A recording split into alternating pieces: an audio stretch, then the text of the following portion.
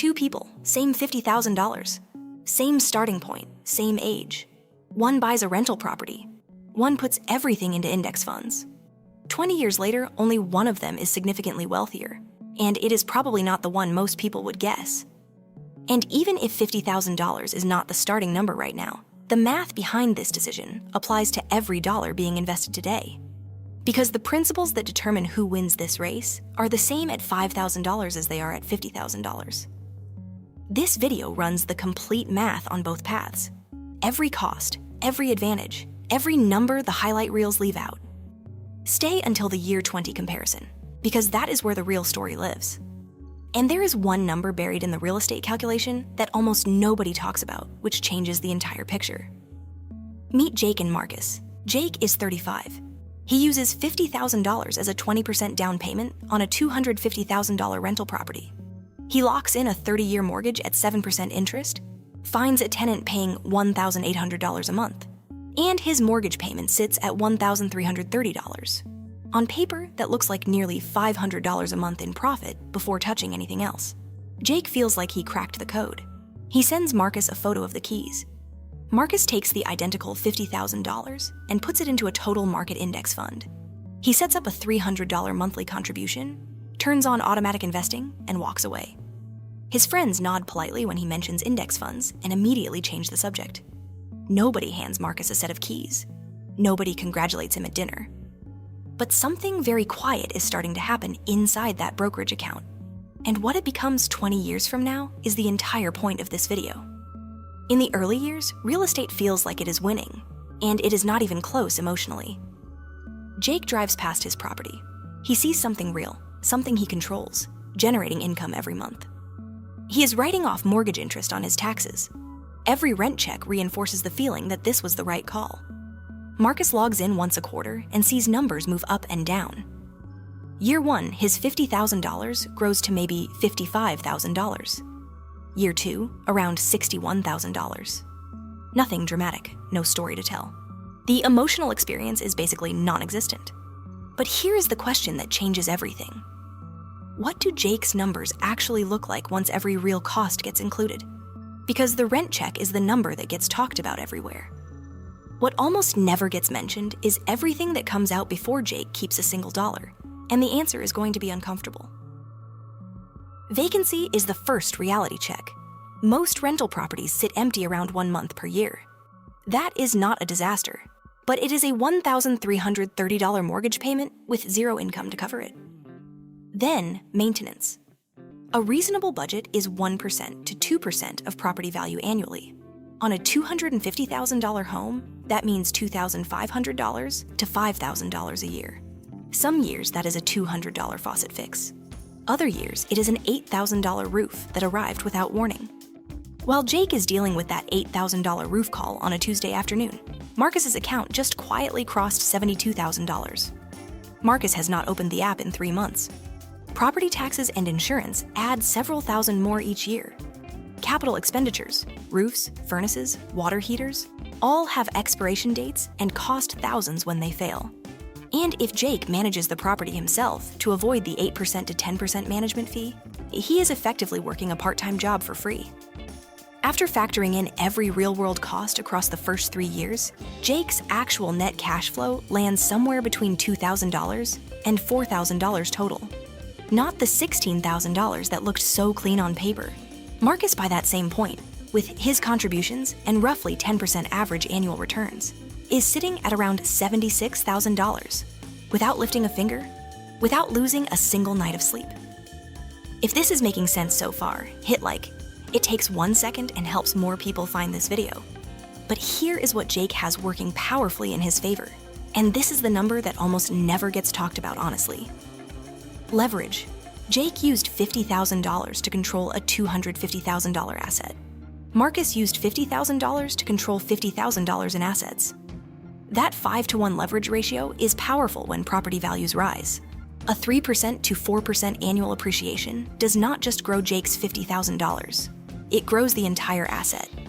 By year 3, that property might be worth $270,000 to $280,000, meaning Jake's equity has climbed to $55,000 to $65,000. Real wealth created largely with borrowed money. This is the legitimate reason real estate creates so many millionaires. And it is exactly what makes this comparison genuinely difficult. Because leverage changes the math in ways that pure returns cannot replicate. The question is whether it changes it enough at year 20. By year 10, the picture comes into sharper focus. Jake's property is worth somewhere around $335,000 to $350,000. His remaining mortgage balance is about $166,000. That puts his equity at roughly $170,000 to $185,000. But when every dollar spent beyond the down payment gets tallied, the total out-of-pocket climbs another $20,000 to $35,000 on top of the original investment. Marcus has a portfolio between $165,000 and $180,000. He put in $86,000 total. Everything else is pure compounding.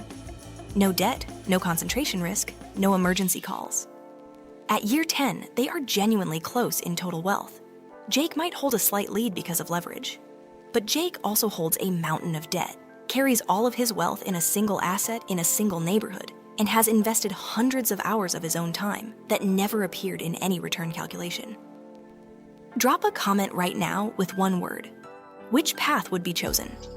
Real estate or stocks? The answer at year 20 might change it. Keep watching.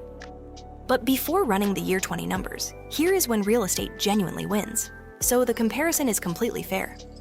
If monthly rent approaches at least 0.8% to 1% of the purchase price, the cash flow math shifts significantly in favor of real estate. If treated as a real business with proper systems and honest budgeting for future expenses, the returns can be excellent, especially amplified by leverage. House hacking, living in one unit of a multifamily property and renting the others, can eliminate housing costs entirely while building equity. That is something no stock account can replicate. Real estate also wins on taxes in ways stocks cannot match. Depreciation deductions offset taxable income even when a property is gaining value. A well-run rental property with strong rent ratios and low vacancy is a genuinely powerful wealth-building tool. The math just has to include all of it, not just the rent check. With a fully honest picture of both paths on the table, now for the year 20 numbers. Then year 20 arrives. And this is where the answer gets uncomfortable. Jake's property has appreciated to somewhere between $450,000 and $500,000. After 2 decades of mortgage payments, his equity is substantial, potentially $400,000 or more. But after accounting for 2 decades of maintenance, renovations, turnover, taxes, and insurance, the actual net cash profit above total expenses lands at roughly $60,000 in a typical market. That is the number almost nobody puts in the thumbnail.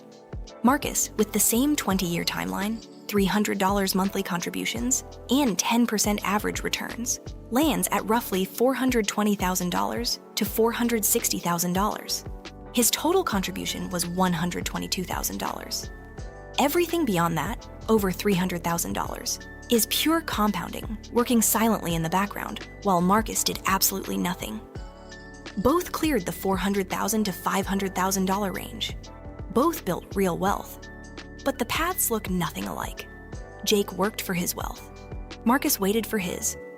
Jake dealt with debt, concentration risk, illiquidity, and constant management. Marcus dealt with volatility, and absolutely nothing else. And that word, volatility, deserves one final honest moment. Because this is not a victory lap for index funds. In March 2020, Marcus watched his portfolio drop from $112,000 to $71,000 in less than a month. He opened the app. He stared at the number. His hand hovered over the sell button for a long moment. He did not sell, but most people do.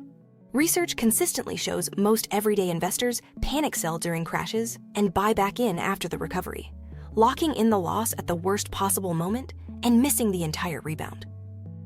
If Marcus had sold in March 2020 and waited 6 months to get back in, his year 20 outcome would look dramatically different. Consistency is the entire strategy, and consistency is harder than it looks when the number is dropping every single day. Jake and Marcus are both in a better financial position at year 20 than virtually everyone around them. Jake built equity through leverage and learned more about money than most people ever will. Marcus built wealth through consistency and compounding without making a single active decision after year one. Neither of them is wrong. Both made a decision and stayed with it. That discipline, more than the asset class, more than the return rate, more than the leverage ratio, is what actually separates the people who build wealth from the people who talk about it. The real trap is not real estate. The real trap is not stocks either.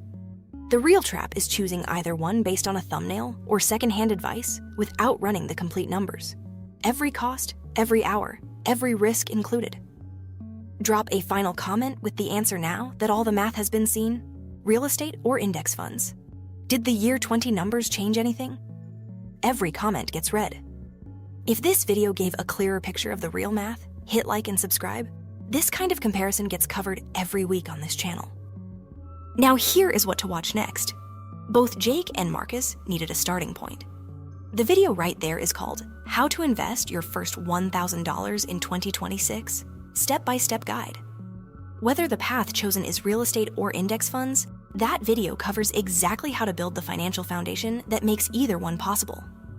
Go watch it now.